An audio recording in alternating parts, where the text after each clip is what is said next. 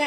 និយាយពីភាពស្មោះត្រង់ក៏រំភើពីព្រោះ design ដែរខ្ញុំក៏ជា contest អ្នកដាក់ពាក្យម្ដងរួចរាល់ដែរនៅឆ្នាំ2010ខ្ញុំដាក់ហូហែរហូតមកដែរហើយយើងក៏ធ្លាប់បានជាអ្នកបេក្ខជននឹងអង្គុយនឹងពីក្រោយរងចាំគេប្រកាសដូចគ្នាហើយខ្ញុំចង់បន្តនៅស្នាដៃហ្នឹងបន្តនៅឲ្យគាត់មានអារម្មណ៍រំភើបដូចពេលដែលយើងរំភើបឲ្យបានសម្រេចនៅសេចក្តីសុបិនយើងមើលឃើញក្តីសុបិនយើងបើយើងប្រៀបធៀបតាំងពីឆ្នាំ2010រហូតដល់ពីឆ្នាំ2023យើងមើលឃើញថានៅក្នុងឆ្នាំនេះគឺមានសន្ទុះអ្នកចូលរួមច្រើនដាក់ពាក្យក៏បានច្រើនជាងមុនហើយគំនូរយើងបានច្រើនជាងមុនបើប្រៀបធៀបពីឆ្នាំទៅមែនតើទៅអ្នកដែលចូលរួមប្រហែលជា100អីទេប៉ុន្តែឆ្នាំនេះយើងកើនរហូតដល់ជិត300នាក់ហើយសម្រាប់អ្នកដែលបានមកគឺគាត់អញ្ជើញពុកម្ដាយបងប្អូនដើម្បីមកទទួលមើលថាតើកម្មវិធីយើងក្តីសុបិនរបស់គាត់បានសម្រេចដល់ណាអីចឹងជាដើមចាហើយចង់បន្ថែមថារាល់ដងគឺមានតែ3ខេត្តដែលចូលរួមមានដូចជាខេត្តសៀមរាបបាត់ដំបងហើយនិងភ្នំពេញប៉ុន្តែលើកនេះគឺយើងមានទៅដល់ឧត្តរមានជ័យមានកំពង់ចាមមានត្បូងឃ្មុំហើយមានកំពង់ស្ពឺហើយនិងកំពតទៀតអញ្ចឹងគឺធ្វើឲ្យអ្នកខេត្តផ្សេងៗនេះគាត់បានទទួលដំណឹងផងដែរចានិយាយពីភាពស្មោះត្រង់ក៏រំភើពីព្រោះ design ដែរខ្ញុំក៏ជា contest អ្នកដាក់ពាក្យម្ដងរួចរាល់ដែរនៅឆ្នាំ2010ខ្ញុំដាក់ហូហែរហូតមកដែរហើយយើងក៏ធ្លាប់បានជាអ្នកបេក្ខជននឹងអង្គុយនឹងពីក្រោយរងចាំគេប្រកាសដូចគ្នាហើយខ្ញុំចង់បន្តនៅស្នាដៃហ្នឹងបន្តនៅឲ្យគាត់មានអារម្មណ៍រំភើបដូចពេលដែលយើងរំភើបឲ្យបានសម្រេចនៅសេចក្តីសុបិនយើងមើលឃើញក្តីសុបិនយើងឃើញគំនូររបស់យើងត្រូវបានគេប្រើប្រាស់ម្ដងហើយម្ដងទៀតវាជាក្តីរំភើបហើយខ្ញុំចង់បដិបដាហើយនឹងចង់បន្តស្នាដៃហ្នឹងឲ្យកូនខ្មែរយើងយ៉ាងហោចណាស់វាគឺជាស្នាដៃមួយដែលយើងអាចឲ្យពិភពលោកយើងបានដឹងកាន់តែច្រើនជាងមុនថាកូនខ្មែរក៏ប្រកែកូនខ្មែរក៏អាចធ្វើឲ្យបានច្រើនចាបើយើងប្រៀបពីឆ្នាំមុនគាត់អ្នកដែលដាក់ពាក្យខ្ញុំចង់និយាយថាគាត់រៀងឡើងទៅជា digital យើងច្រើនជាងកាលពីឆ្នាំមុនគាត់គូដៃយើងច្រើនជាងប៉ុន្តែនៅខេត្តមានខេត្តខ្លះក៏គាត់ខ្វះ color ខ្វះអីហូហែដែរអញ្ចឹងយើងព្យាយាមធ្វើយ៉ាងម៉េចបានជួយគាត់ជួយទៅនៅ color អីផ្សេងៗអញ្ចឹងណាហើយឆ្នាំនេះគឺយើងបានគំនូរ digital ច្រើនជាងឆ្នាំទៅហើយវាអត់ថ្មីអីជាច្រើនទេតែគាត់ថា technique របស់គាត់នៃការគូហ្នឹងគាត់រៀងលេងក្បាច់លេងអីវាអត់ដូចដៃវាអត់ទុនដូចដៃអីអញ្ចឹង digital យើងនៅស្ទើរអញ្ចឹងយើងបានគំនូរ digital ច្រើនមែនតើចាយើងចង់ឲ្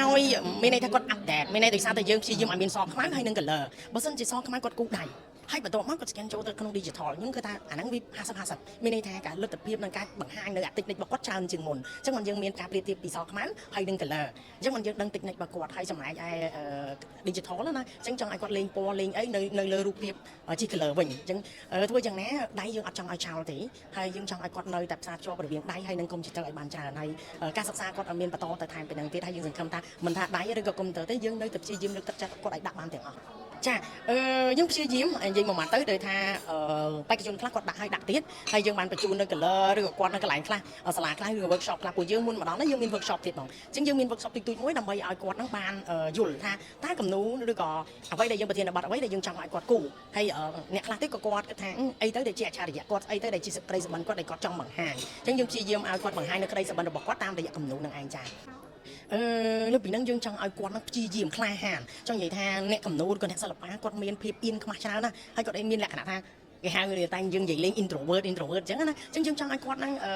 មានភាពក្លាហានចង់បង្ហាញថានេះជាស្នាដៃគាត់ហ៊ានឡើងទៅលើឆាកគាត់ហ៊ាននិយាយឬគាត់អាចនិយាយជាសម្ដីបានដែរប៉ុន្តែគាត់អាចបង្ហាញអ្នកទាំងអស់ហ្នឹងនៅលើគំនូររបស់គាត់ហើយគំនូររបស់គាត់ហ្នឹងយើងចង់យកគំនូររបស់គាត់ហ្នឹងទៅអាប់ជាមួយនឹង design អីផ្សេងៗដែលយើងបានដាក់បង្ហាញទាំងអស់គ្នាលើតុនេះគឺសុទ្ធតែជាស្នាដៃរបស់គាត់យកទៅធ្វើសភៅទៅធ្វើជាលក្ខសម្បកអីផ្សេងៗហ្នឹងគឺសុទ្ធតែជាស្នាដៃរបស់ក្មេងៗខ្មែរយើងទាំងអស់ហើយជនជាតិជប៉ុនយកទៅដាក់ធ្វើជា packaging អីផ្សេងៗអញ្ចឹងទៅអញ្ចឹងវាគ្រាន់តែជាការមិនមែនត្រឹមតែខ្ញុំចង់បានអីក្តីសុបិនទេចង់យកស្នាដៃបង្ហាញស្នាដៃពួកគាត់ហ្នឹងទៅកាន់ឆាកអន្តរជាតិទៀត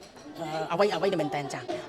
ចិត្តខ្ញុំហ្មងខ្ញុំចង់រៀបទោះបីថាយើងហត់យ៉ាងម៉េចយើងចង់ឲ្យរៀបវាទៅជារាល់ឆ្នាំហើយខ្ញុំចង់ធ្វើការសន្យាថាយើងចង់ឲ្យវានៅខែ3ឬខែ4ទាំងអស់គ្នាមានការថាអូដល់ខែ3ខែ4យើងដាក់ប្រឡងហើយអញ្ចឹងយើងអាចផ្សាយពីខែ12អីទៅដើម្បីគាត់មានពេលវេលាច្រើនដើម្បីការដាក់ពាក្យហើយយើងចង់ឲ្យវាធ្វើទៅពីមួយឆ្នាំទៅមួយឆ្នាំច្រើនទៅដើម្បីគាត់បានឱកាសហើយជាពិសេសរាល់ដងនេះគឺជាសិទ្ធិជាថវិកាដែលជនជាតិជប៉ុនឬក៏ពួកខ្ញុំរៀបចំតែយើងចង់ឲ្យមាន sponsor ច្រើនបានឲ្យទៅរង្វាន់ពួកគាត់ច្រើនហើយអ្នកផ្សេងទៀតគាត់មើលឃើញគំនូរស្អាតគាត់អាចយកគំនូរទាំងអស់ហ្នឹងទៅប្រើប្រាស់ជានៅក្នុងក្រុមហ៊ុនរបស់គាត់អីចឹងទៅអញ្ចឹងវាធ្វើឲ្យគំនូររបស់ក្មេងស្ត្រីខ្មែរយើងបានប្រើច្រើនជាជាងដែលយើងទៅ download ពី free ឬក៏អីច្រើនអញ្ចឹងយើងចង់ឲ្យគាត់នឹងមានបង្ហាញស្នាដៃទៅតាមសាធារណៈអីច្រើនបំផុតដែលអាចទៅធ្វើទៅបានច្រើនមែនតើទៅសម្រាប់តម្លៃសម្រាប់អ្នកដែលសិល្បករដែលគាត់គូនឹងគឺមែនតើយើងអត់មានគិតថ្លៃទេហើយយើងឲ្យគាត់ការកម្មវិធីដែលប្រឡងនឹងគឺដូចជាច្រកទ្វារមួយដើម្បីបើកឲ្យគាត់នឹងថាក្លាហានដើម្បីហ៊ានដាក់ប្រកួតហ៊ានដាក់បង្ហាញនៅស្នាដៃមានអ្នកខ្ញុំបានជាប់ហើយគំនូរនិង certificate ទាំងអស់ហ្នឹងគឺជាទុនមួយដើម្បីឲ្យគាត់បន្ត become a professional មានន័យថាការប្រឡងនោះមិនមែនថាខ្ញុំត្រូវតែបកកែហើយខ្ញុំជាអ្នកដែលគូគំនូស្អាតទេមានន័យថាគាត់តែជាច្រកមួយដើម្បីឲ្យគាត់បង្ហាញថាខ្ញុំអាចមានលទ្ធភាពខ្ញុំគូបានហើយចង់ឲ្យក្រុមហ៊ុនផ្សេងៗលើកទឹកចិត្តឬក៏ទទួលអ្នកដែលគាត់ទៅតែបណ្ដុះឬក៏ទៅតែប្រឡងហ្នឹងទាំងសិល្បករដែលគាត់ជាគំនូហ្នឹងយើងចង់លើកឲ្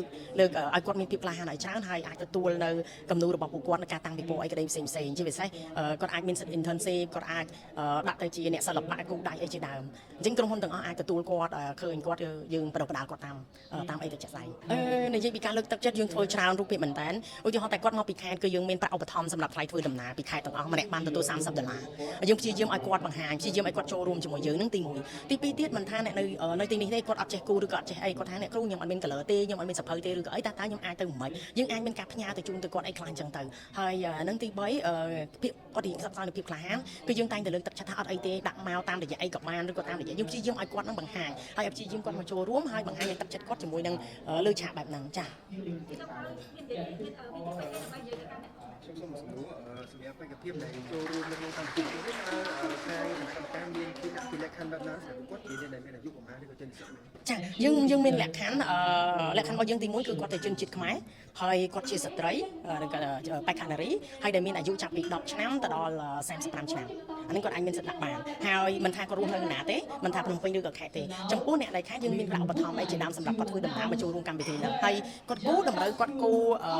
សខ្មៅហើយនឹងគូមួយពណ៌អញ្ចឹងយើងអាចមើលប្រៀបធៀបស្នាដៃបានថាពណ៌យ៉ាងម៉េចគាត់មានតិចយ៉ាងម៉េចនៅក្នុងការដាក់ពេលខ្លះពណ៌វាមានអារម្មណ៍ពេលដែលគាត់ដាក់ពណ៌មានអារម្មណ៍ថាខ្ញុំសែតខ្ញុំចូលចិត្តប្រើពណ៌ប្លែពណ៌អីយើងអាចយល់អំពីស្វែងយល់អំពីអារម្មណ៍របស់គាត់បានថាគាត់កំពុងតែគូហ្នឹងស្ថានភាពគាត់ជាបុគ្គលបែបម៉េចដែរចាតាមមានគណៈកម្មការពីខាងណាដែរដែលមានតម្លៃគណៈកម្មការភាគច្រើនគឺមាន2រូបមកពីអ្នកអតីតដែលជាជ័យលាភីហើយនឹង3រូបទៀតមាន founder ហើយនឹង2រូបទៀតគឺជាមកពីខាង professional ពីជប៉ុនទាំងអស់អញ្ចឹងណាបណ្ដាខ្ញុំជាអ្នករៀបចំបណ្ដាខ្ញុំមានសិទ្ធិដាក់បន្ទុកឯងហើយយើងអ្នករៀបចំអញ្ចឹងណាបងចាឆ្នាំនេះបងគិតថាជាការជោគជ័យមួយឬក៏និយាយពីទស្សនវិជ្ជាទាំងអស់ខ្ញុំគិតថាឲ្យបងវាតម្លៃឬក៏អ្នកវាតម្លៃយើងបើអារម្មណ៍ខ្ញុំយើងជោគជ័យហើយវាសំមានក្មេងច្រើនយើងឲ្យក្មេងបានពេញមានរង្វាន់លេខ1លេខ2លេខ3ហើយយើងបានគំនូជាច្រើនហើយរហូតដល់យើងបានធ្វើសភៅជា notebook សម្រាប់ជាស្នាដៃរបស់គាត់ផងដែរចាសូមមកសំណួរ